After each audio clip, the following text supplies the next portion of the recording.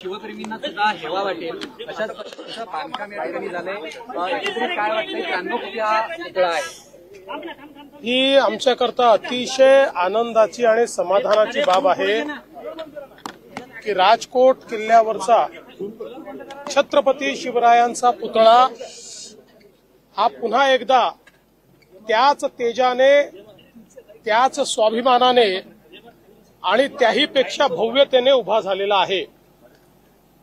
मागच्या काळामध्ये ज्यावेळी या ठिकाणी दुर्दैवी घटना झाली होती त्यावेळी आमच्या सरकारने निर्धार केला होता की विक्रमी वेळेमध्ये हा पुतळा या ठिकाणी पुन्हा आम्ही प्रस्थापित करू आणि अक्षरशः विक्रमी वेळेत हा पुतळा या ठिकाणी प्रस्थापित झालेला आहे आणि आज त्याचं पूजन आम्ही केलेलं आहे। मी सार्वजनिक बांधकाम विभागाचं मनापासून अभिनंदन करतो। सार्वजनिक बांधकाम विभागाचे तत्कालीन मंत्री रवींद्र चव्हाण साहेब असतील किंवा आताचे मंत्री शिवेंद्रबाबा भोसले असतील, यांनी अतिशय वेगानं हे काम त्या ठिकाणी केलं आणि त्यासोबत श्री सुतार साहेब यांनी अतिशय उत्तम अशा प्रकारचा पुतळा तयार केलेला आहे। त्यांचे मी मनापासून अभिनंदन करतो। त्यांच्यासोबत IITचे इंजिनियर्स होते, JJ स्कूल ऑफ आर्ट्सचे प्रमुख होते। अतिशय चांगलं डिझाईन याचं तयार केलेलं आहे।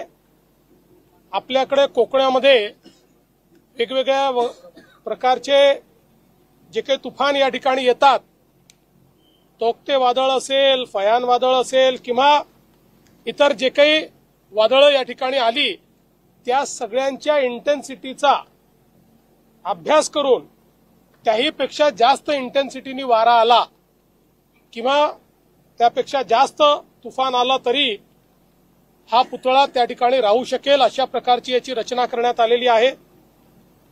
जवळपास 91 फुटाचा हा पुतळा आहे, ज्याच्यामध्ये 10 फुटाचं पेडेस्ट्रल आहे आणि आताच शिवेंद्रराजे मला सांगत होते की बहुधा देशातला महाराजांचा सर्वात उंच पुतळा म्हणून देखील याच्याकडे आपल्याला पाहता येईल अशा प्रकारची याची रचना करण्यात आलेली आहे। याची रचना करताना किमान 100 वर्ष हा पुतळा कुठल्याही प्रकारच्या वातावरणामध्ये टिकेल अशा प्रकारची याची रचना करण्यात आलेली आहे। 10 वर्ष ज्यांनी पुतळा तयार केला आहे त्यांच्याचकडे याचं मेंटेनन्स देखील देण्यात आलेलं आहे, त्यांच्यावर जबाबदारी टाकली आहे, त्याची गॅरंटी पण त्यांनी घेतलेली आहे।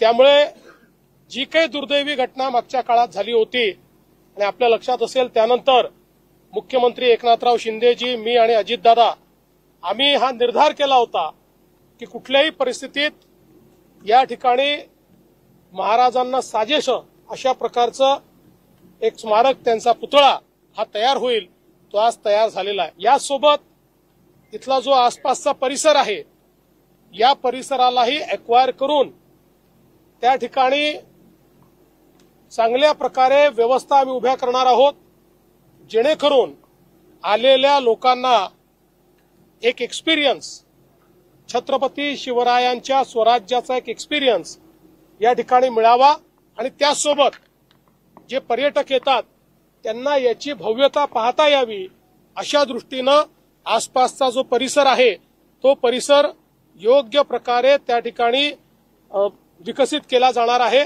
त्याचंही काम लवकरच आम्ही करू।